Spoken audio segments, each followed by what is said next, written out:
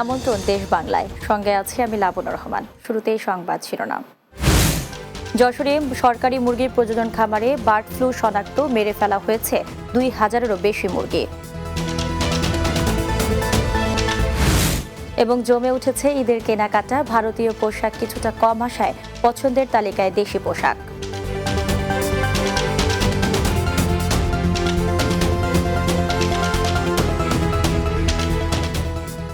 শুনছিলেন শিরোনাম, এবারে বিস্তারিত।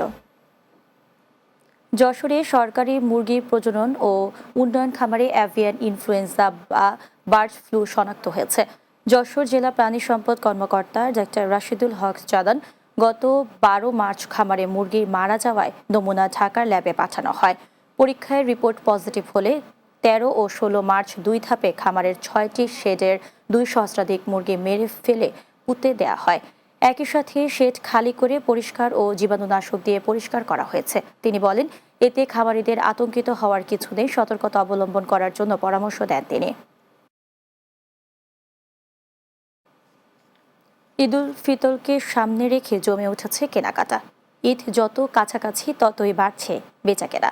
দিনরাতে সুবিধা মতো সময়ে মানুষ যাচ্ছে মার্কেটে অথবা বাজারে, ফলে ক্রেতা বিক্রেতার শোরগোলে জমজমাট হয়ে উঠেছে লক্ষ্মীপুরের রায়পুর শহরের Gazi market, Miaji market, Haji Akbar Ali super market, D Hossain super মার্কেটের দোকানগুলোতে চলছে জমজমাট কেনাকাটা। এসব বিপণী বিতানগুলোতে ক্রেতাদের দৃষ্টি আকর্ষণের জন্য আলোকসজ্জা করা হয়েছে। বাহারি ডিজাইন আর মডেলের পোশাক শোভা পাচ্ছে বিপণী বিতান ও দোকানগুলোতে। এবারের ভারতীয় পোশাক কিছুটা কম আসায় দেশি পোশাক পছন্দের তালিকায় রয়েছে ক্রেতাদের। শাড়ি দেখছি, জামা দেখছি, মানে পছন্দ হয়, ভালোই লাগে। দামটা একটু বেশি। দাম একটু বেশি, একটু তো বেশি আছে। কাস্টমারের যথেষ্ট সাড়া আছে, ভালো জিনিসের দিকে সবারই নজর, সবাই ভালো জিনিস কিনতে চায়। এখন কেনাকাটা আছে, কাস্টমার আছে বাজারে। দেশের বিভিন্ন স্থানে ইফতার মাহফিল অনুষ্ঠিত হয়েছে।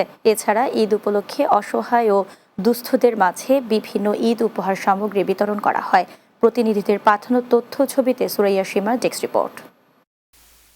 বরিশাল সিনিয়র সিটিজেন ওয়েলফেয়ার অ্যাসোসিয়েশনের আয়োজনে অসচ্ছল 2 শতাধিক মানুষের মাঝে ঈদ উপহার সামগ্রী দেওয়া হয়েছে। অনুষ্ঠানে অ্যাসোসিয়েশনের ভারপ্রাপ্ত সভাপতি সুলতান মাহমুদ বাউলের সভাপতিত্বে প্রধান অতিথি ছিলেন বরিশাল শিক্ষা board chairman professor Mohammad Yunus Ali Siddiqui.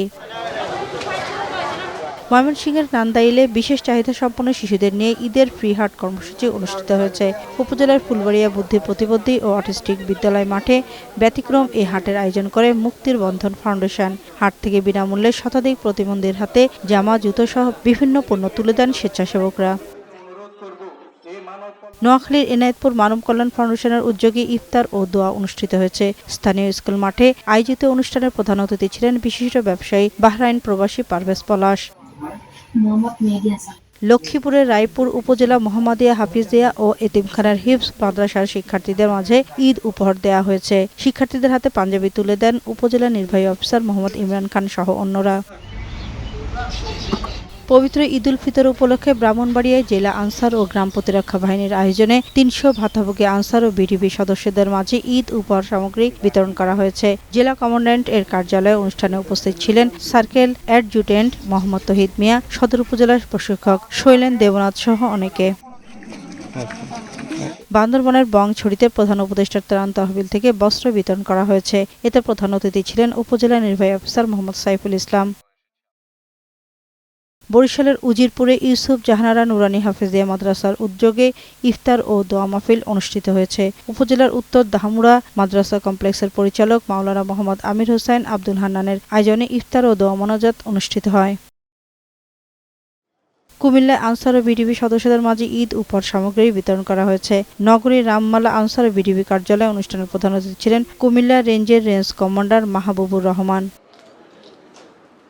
মহান স্বাধীনতা দিবস উপলক্ষে তারেক রহমান যুব পরিষদ জামালপুর জেলা শাখার উদ্যোগে দোয়া ও ইফতার মাহফিল অনুষ্ঠিত হয়েছে। এতে প্রধান অতিথি ছিলেন জিয়া সাইবার কোর্স কেন্দ্রীয় নির্বাহী কমিটির সহ সাংগঠনিক সম্পাদক এম শুভ পাঠান।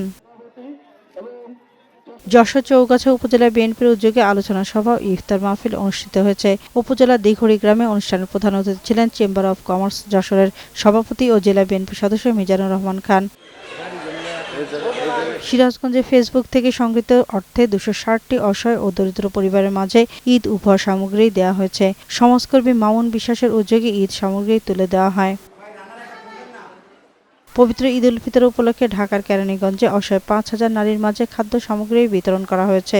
উপজেলার আগারনগর আমবাগিচা এলাকায় নামাজঘর মানবতা সেবা সংস্থার প্রতিষ্ঠাতা আইনাল হোসেন খাদ্য সামগ্রী বিতরণ করেন। নরসিংদী মনোহরদী উপজেলার দৌলতপুর ইউনিয়ন উচ্চ বিদ্যালয় মাঠে পবিত্র মাহে রমজান ও বিএনপি চেয়ারপারসন বেগম খালেদা জিয়ার সুস্থতা কামনায় দোয়া ও ইফতার মাহফিল অনুষ্ঠিত হয়েছে। এতে প্রধান অতিথি ছিলেন মনোহরদী উপজেলা বিএনপির আহ্বায়ক বীর মুক্তিযোদ্ধা সর্দার সাখাত হোসেন বকুল। নিরাপদ সড়ক চায় নারায়ণগঞ্জ জেলা কমিটির পক্ষ থেকে অসহায়দের মাঝে ঈদ উপহার সামগ্রী বিতরণ করা হয়েছে। জেলা কমিটির উপদেষ্টা লায়ন মোজাম্মেল হক ভূঁইয়ার উদ্যোগে রূপগঞ্জ এলাকায় বিতরণকালে উপস্থিত ছিলেন জেলা কমিটির সহসভাপতি মোমেন মিয়া সহ অনেকে। Desk report, Bangla TV. দ্রব্যমূল্য এখনো ক্রয় ক্ষমতার ভেতরে আসেনি, এখনো সিন্ডিকেট রয়ে গেছে বলে মন্তব্য করেছেন বিএনপির যুগ্ম মহাসচিব খায়রুল কবির খোকন। নরসিংদী আন্তঃজেলা বাস টার্মিনালে Narsingdi chamber of commerce and industry আয়োজিত অসহায়দের মাঝে ঈদ উপহার বিতরণকালে তিনি এসব কথা বলেন। চেম্বার অব কমার্স অ্যান্ড ইন্ডাস্ট্রির প্রেসিডেন্ট রাশিদুল হাসান রিন্টুর সভাপতিত্বে সময় উপস্থিত ছিলেন জেলা বিএনপির যুগ্ম আহ্বায়ক রবিউল ইসলাম রবি, চেম্বার অব কমার্সের পরিচালক নাজমুল হক ভূঁইয়া, আওলাদ হোসেন মোল্লা সহ আরও অনেকে।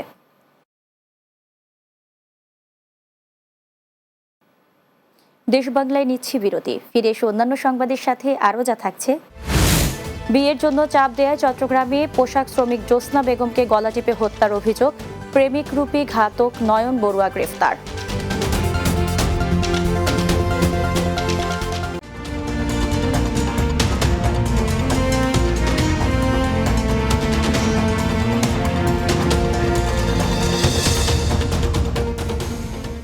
বিরতির পর দেশ বাংলায় স্বাগত আরও একবার।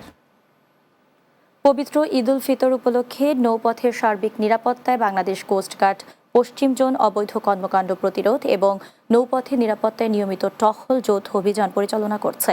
কোস্টগার্ডের মিডিয়া কর্মকর্তা লেফটেন্যান্ট কমান্ডার সিয়ামুল হক এ তথ্য নিশ্চিত করে জানান, গত 24শে মার্চ থেকে আসন্ন পবিত্র ঈদ উল ফিতর উপলক্ষে কোস্টগার্ড পশ্চিম জোনের পক্ষ থেকে খুলনার রূপসা, কয়রা, নলিয়ান, বাগেরহাটের মোংলা, শরণখোলা এবং সাতক্ষীরা জেলার কৈখালীর গুরুত্বপূর্ণ লঞ্চ খেয়া ফেরি ঘাটে জননিরাপত্তায় বিশেষ টহল, জনসচেতনতামূলক মাইকিং, লিফলেট বিতরণ, সন্দেহজনক ব্যক্তি ও বোট নৌযানে তল্লাশি ও ব্যাগ স্ক্যান সহ অন্যান্য নানা কার্যক্রম পরিচালনা করছে। বিয়ের জন্য চাপ দেয়ায় গলা টিপে হত্যার অভিযোগ উঠেছে পোশাক শ্রমিক জ্যোৎস্না বেগমকে। হত্যার পর লাশ কম্বল পেঁচিয়ে বস্তায় ভরে ফেলে দেয়া হয় চট্টগ্রামের লালখান বাজার এক্সপ্রেসওয়ের নিচে। অজ্ঞাতনামা লাশ উদ্ধারের পর ঘটনার তদন্ত শুরু করে পিবিআই। ঘটনার 2 দিনের মাথায় চান্দগাঁও থানার মোহরা এলাকা থেকে গ্রেফতার করা হয় প্রেমিকরূপী ঘাতক নয়ন বড়ুয়াকে। চট্টগ্রাম থেকে সুমন চক্রবর্তীর প্রতিবেদন, জানাচ্ছেন সুরাইয়া সীমা। চট্টগ্রামের একটি গার্মেন্টসে চাকরির সুবাদে সুপারভাইজার নয়ন বড়ুয়ার সাথে প্রেমে জড়ান জ্যোৎস্না বেগম।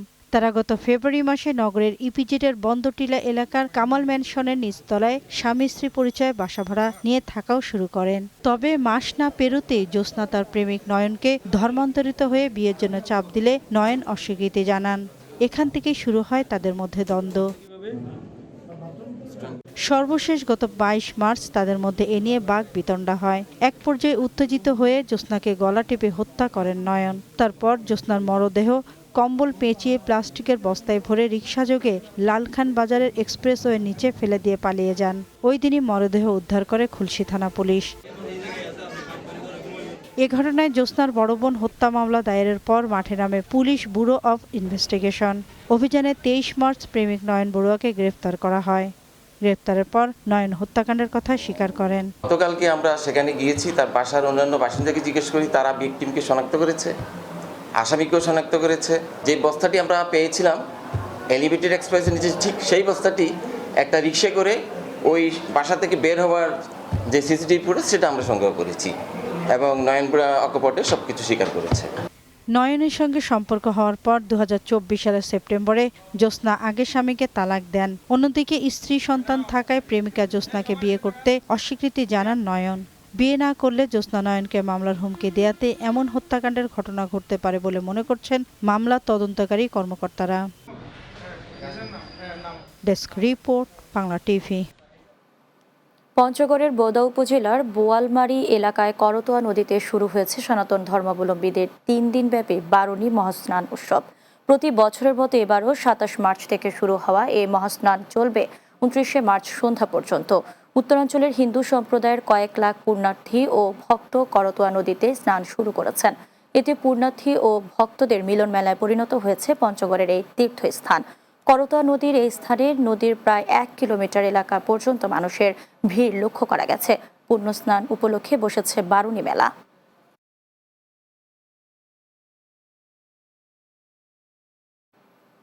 শেষ করছি দেশ বাংলা।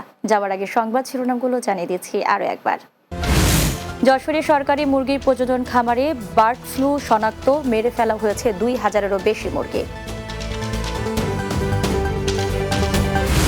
জমে উঠেছে ঈদের কেনাকাটা, ভারতীয় পোশাক কিছুটা কম আসায় পছন্দের তালিকায় দেশি পোশাক। এবং বিয়ের জন্য চাপ দেয়ায় চট্টগ্রামে পোশাক শ্রমিক জ্যোৎস্না বেগমকে গলা টিপে হত্যার অভিযোগ, প্রেমিকরূপী ঘাতক নয়ন বড়ুয়া গ্রেফতার।